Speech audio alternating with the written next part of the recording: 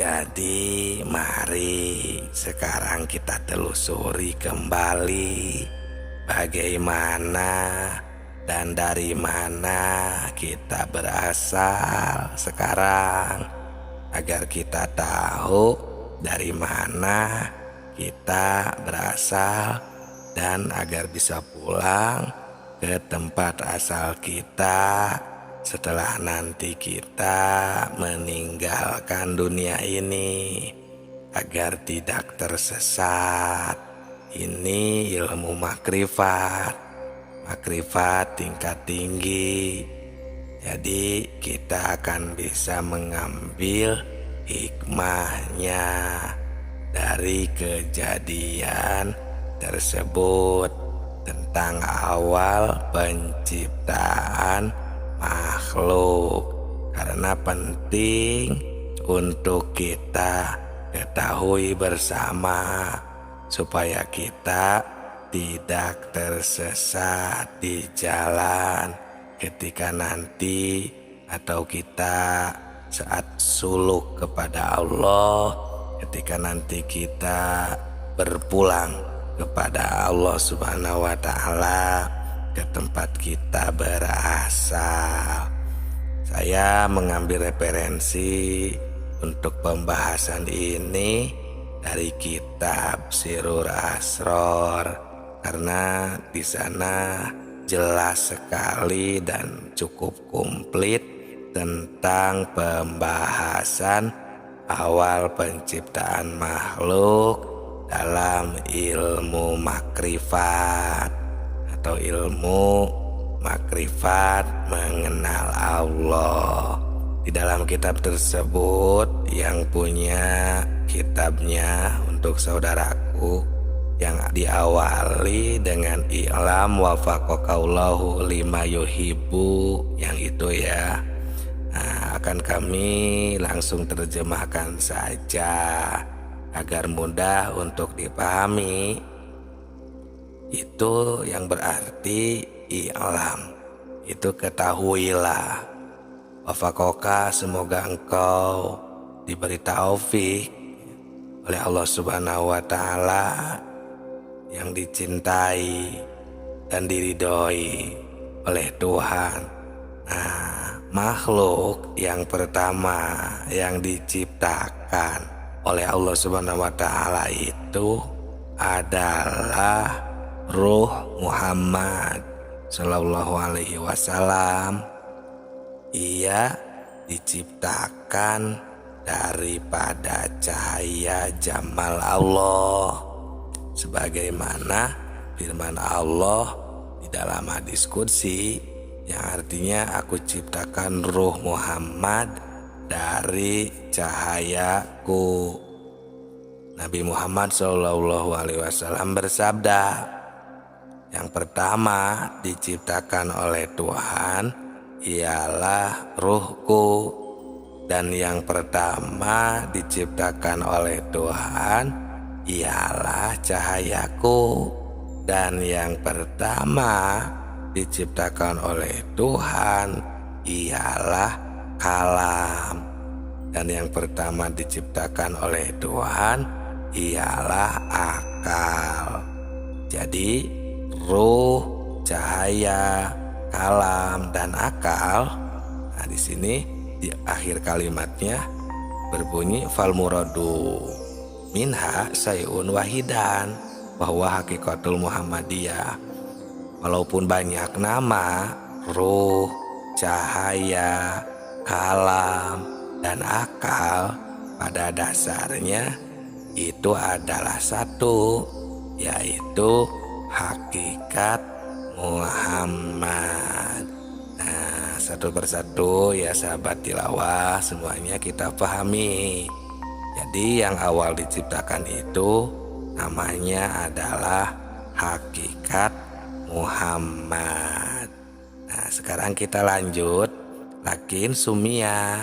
Nah, hakikat Muhammad tersebut diberi nama lakin sumia nur likaunihi hafian anidulumat. Hakikat Muhammad tersebut diberi nama nur atau disebut nur karena bersih dari segala kegelapan yang menghalanginya. Sebagaimana firman Allah, telah datang kepadamu cahaya dan kitab penerang dari Allah. Hakikat Muhammad disebut juga akal tadi ya, karena ia yang menemukan segala sesuatu. Hakikat Muhammad itu kan disebut kalam karena ia menjadi sebab perpindahan ilmu, seperti halnya mata pena sebagai pengalih ilmu dari alam lahut, atau pengetahuan yang tertulis istilahnya. Jadi ruh Muhammad itu kenapa dikatakan ruh yang termurni sebagai makhluk sesuai dengan sabda Rasulullah Shallallahu Alaihi Wasallam yang berbunyi, aku dari Allah dan makhluk lain dari aku. Nah, seperti itu. Wa khalaqallahul arwah kullaha minhu. Nah, lanjut ke sana. Ini yang artinya Allah Subhanahu wa taala dari ruh Muhammad itulah Allah menciptakan semua ruh ini di alam lahut dalam bentuk yang baik, bahkan yang terbaik, yang hakiki. Itulah nama seluruh manusia di alam lahut. Alam lahut adalah negeri asal.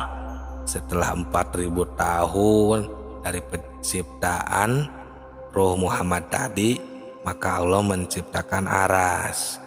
Nah, dari nur Muhammad, begitu pula seluruh makhluk lainnya. Ini diciptakan dari nur Muhammad. Nah, setelah itu suma warodat al-arwah ila darki asfal. Nah, setelah itu selanjutnya ruh-ruh diturunkan ke alam yang terendah, dimasukkan pada makhluk-makhluk yang terendah, yaitu jasad. Sebagaimana firman Allah, kemudian aku turunkan manusia ke tempat yang terendah. Prosesnya turunnya itu adalah setelah ruh diciptakan di alam lahut tadi.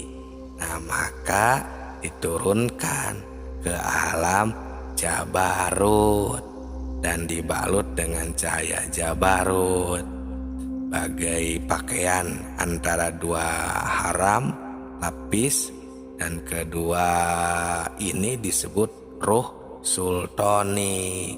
Nah, selanjutnya diturunkan lagi ke alam malakut. Nah, di sana dibalut dengan cahaya malakut yang disebut ruh rohani. Nah, kemudian diturunkan lagi ke alam mulki dan disebut dengan cahaya mulki. Ini berada di lapis terendah, lapis keempat, yang disebutnya ini ruh jasmani. Nah, setelah itu di lapis keempat summa khalaqallahu al-ajsadi minha. Dari sana selanjutnya Allah menciptakan badan atau jasad dari mulki atau bumi.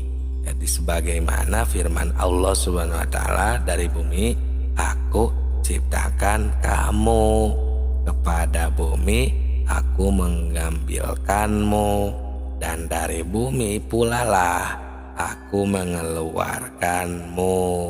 Setelah terwujud jasad, maka Allah memerintahkan ruh agar masuk ke dalam jasad, dan ruh masuklah ke dalam jasad. Ini sebagaimana firman Allah yang berbunyi, kuciptakan ruh dariku ke dalam jasad. Nah, setelah itu falama ta'alaqat al-arwah wa ansat fil ajsadi. Setelah itu ketika ruh berada di dalam jasad dan merasa senang berada di dalam jasad, ruh lupa akan perjanjian awal di alam lahut, yaitu perjanjian alastu birobbikum. Nah, di sini yang sering kami bahas di video-video ini, yang suka kami kasih judul "Jangan Terkejut" atau Anda akan terkejut. Nah, ini karena ini saya itu tahu dari sini dan sinkron dengan apa yang dispiritualkan ketika suluk. Jadi benar, ya, Engkau adalah Tuhanku dahulu itu. Kita sudah mengadakan persaksian, ya, perjanjian awal istilahnya. Karena ruh lupa pada perjanjian awal, maka ruh tidak dapat kembali ke alam lahut, ke tempat awal. Nah, ini ditakutkannya itu seperti ini. Jika kita tidak makrifat kembali, ya, ini adalah ilmu makrifat tingkat tinggi. Dengan kasihnya Tuhan menolong mereka dengan menurunkan, ya, kitab-kitab samawi seperti peringatan tentang negeri asal bagi mereka. Sesuai dengan firman Tuhan, firman Allah, berikanlah peringatan pada mereka tentang hari-hari Tuhan, ialah hari pertemuan antara Tuhan dengan seluruh arwah di alam lahut.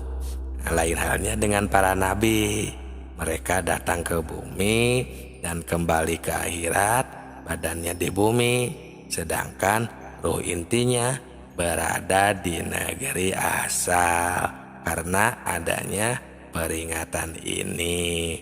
Dan sangat sedikit orang-orang yang sadar dan kembali serta berkeinginan untuk sampai kembali atau berpulang kembali ke alam asal.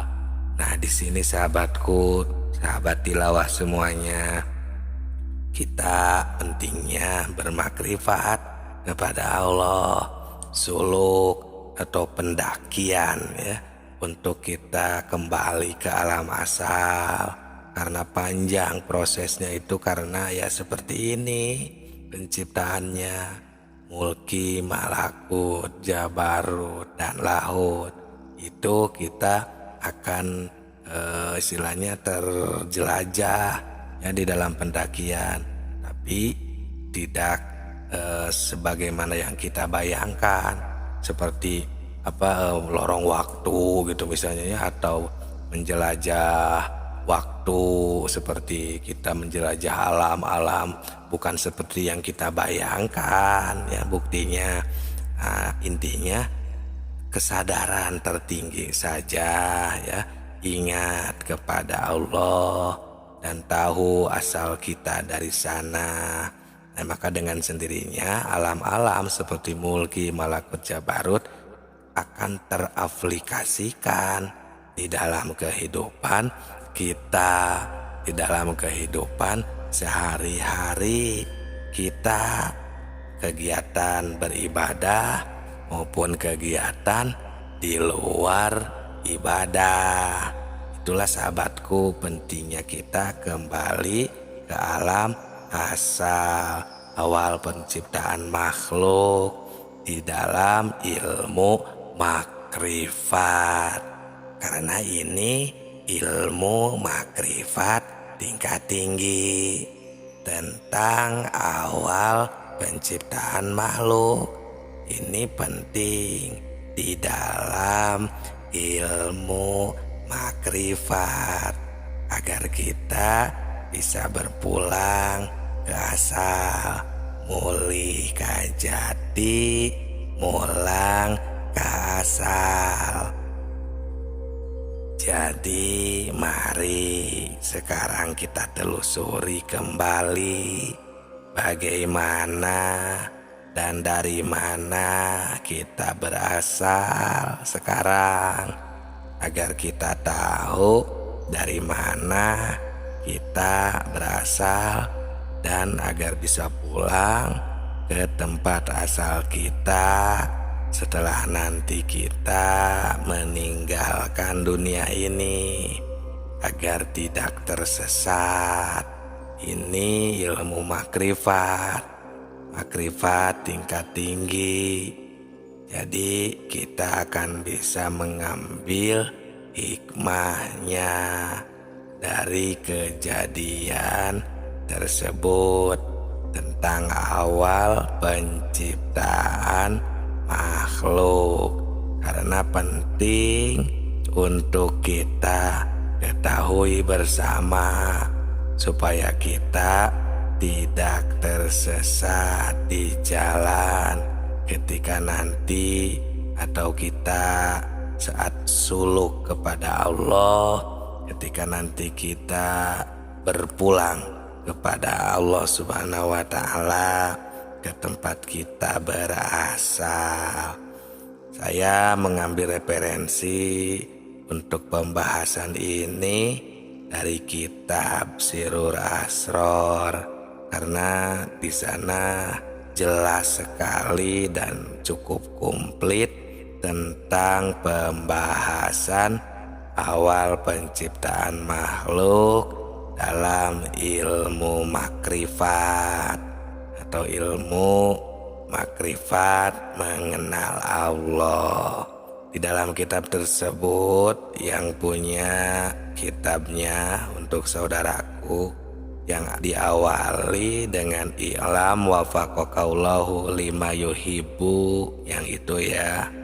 Nah, akan kami langsung terjemahkan saja agar mudah untuk dipahami.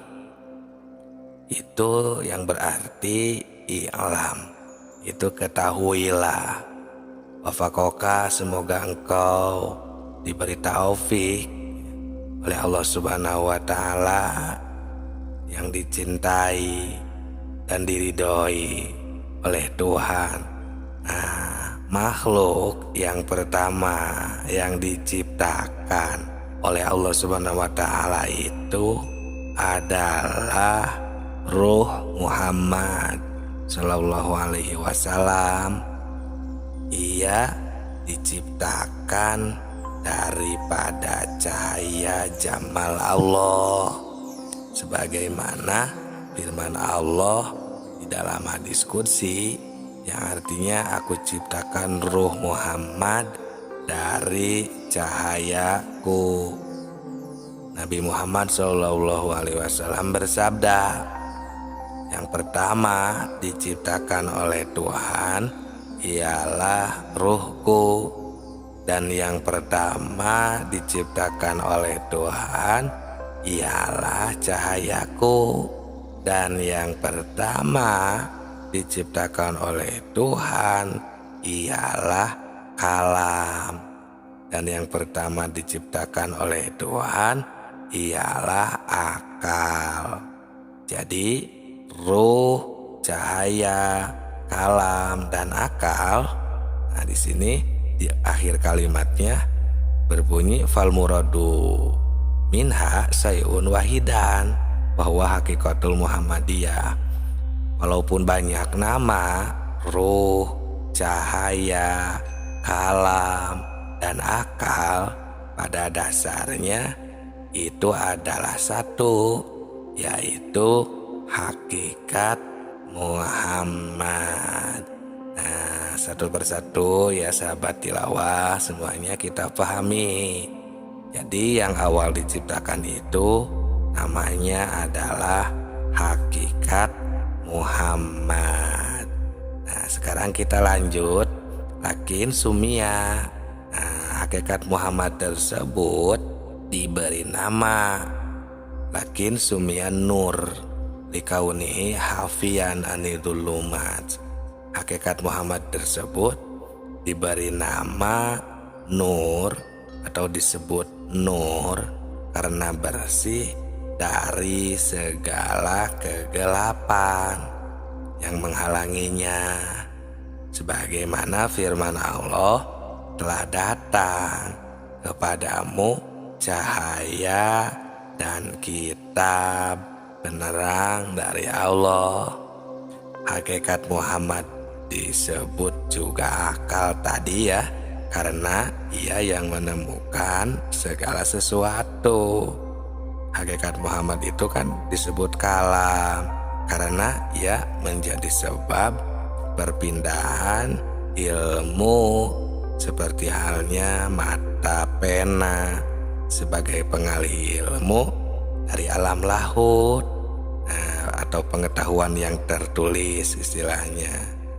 Jadi ruh Muhammad itu kenapa dikatakan ruh yang termurni sebagai makhluk sesuai dengan sabda Rasulullah Shallallahu Alaihi Wasallam yang berbunyi, aku dari Allah dan makhluk lain dari aku.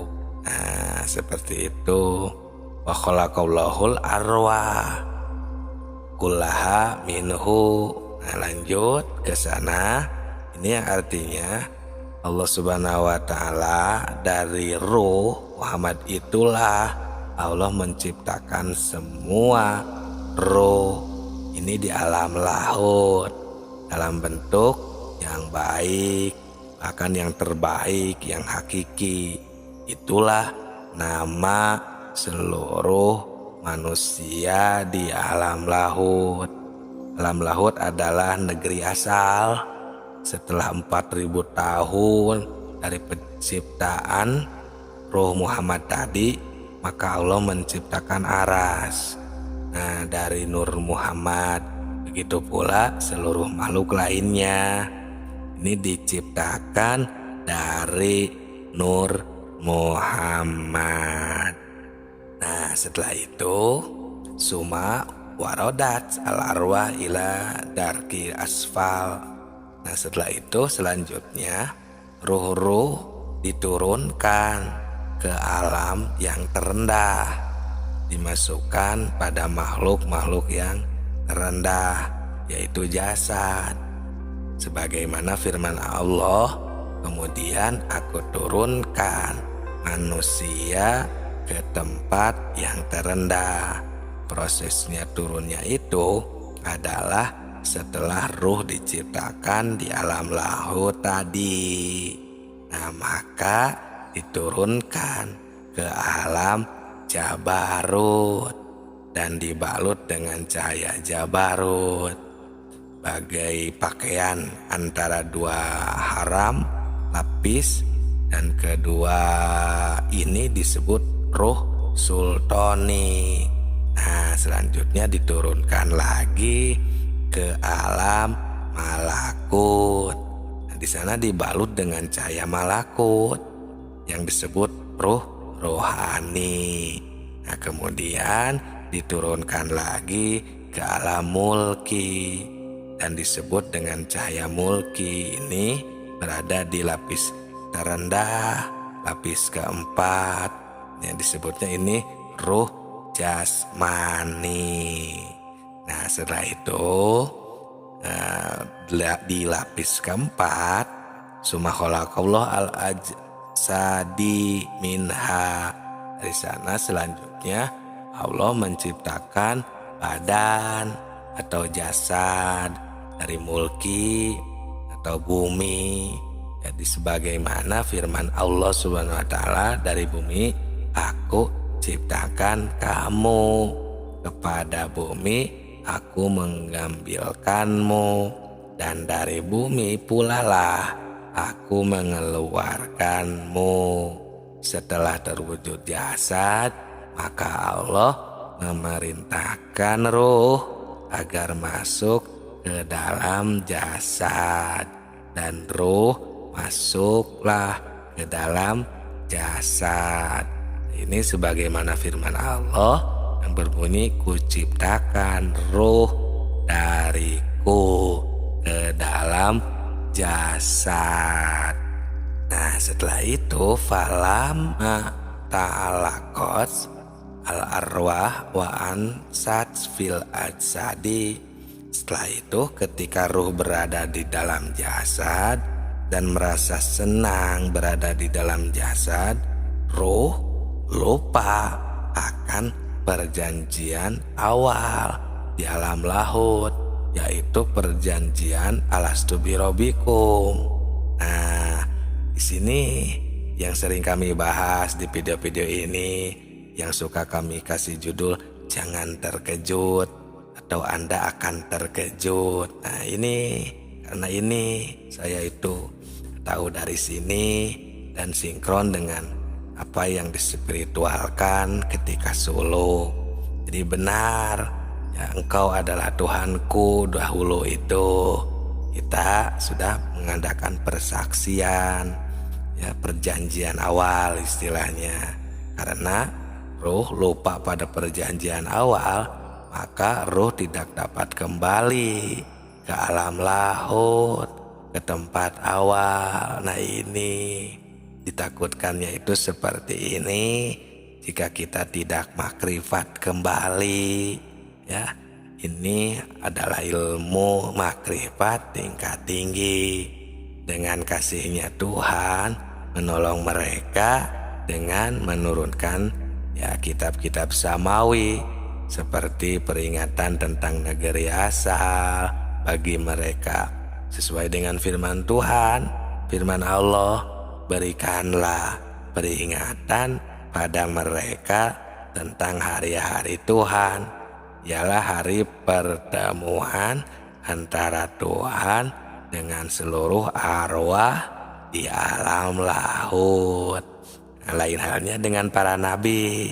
Mereka datang ke bumi dan kembali ke akhirat, badannya di bumi, sedangkan ruh intinya berada di negeri asal. Karena adanya peringatan ini, dan sangat sedikit orang-orang yang sadar dan kembali serta berkeinginan untuk sampai kembali atau berpulang kembali ke alam asal. Nah, di sini sahabatku, sahabat tilawah semuanya, kita pentingnya bermakrifat kepada Allah, suluk atau pendakian, ya, untuk kita kembali ke alam asal. Karena panjang prosesnya itu, karena ya seperti ini penciptaannya, mulki, malakut, jabarut, dan lahut. Itu kita akan istilahnya terjelajah, ya, di dalam pendakian, tapi tidak sebagaimana yang kita bayangkan, seperti lorong waktu gitu misalnya, ya, atau menjelajah waktu seperti kita menjelajah alam-alam, bukan seperti yang kita bayangkan, ya, buktinya. Nah, intinya kesadaran tertinggi saja, ya, ingat kepada Allah dan tahu asal kita dari sana. Nah, maka dengan sendirinya alam-alam seperti mulki, malakut, jabarut akan teraplikasikan di dalam kehidupan kita, di dalam kehidupan sehari-hari kita, kegiatan beribadah maupun kegiatan di luar ibadah. Itulah sahabatku, pentingnya kita kembali ke alam asal, awal penciptaan makhluk di dalam ilmu makrifat. Karena ini ilmu makrifat tingkat tinggi tentang awal penciptaan makhluk. Ini penting di dalam ilmu makrifat agar kita bisa berpulang ke asal, mulih ke jati, mulang ke asal. Jadi mari sekarang kita telusuri kembali bagaimana dan dari mana kita berasal sekarang, agar kita tahu dari mana kita berasal dan agar bisa pulang ke tempat asal kita setelah nanti kita meninggalkan dunia ini, agar tidak tersesat. Ini ilmu makrifat, makrifat tingkat tinggi. Jadi kita akan bisa mengambil hikmahnya dari kejadian tersebut.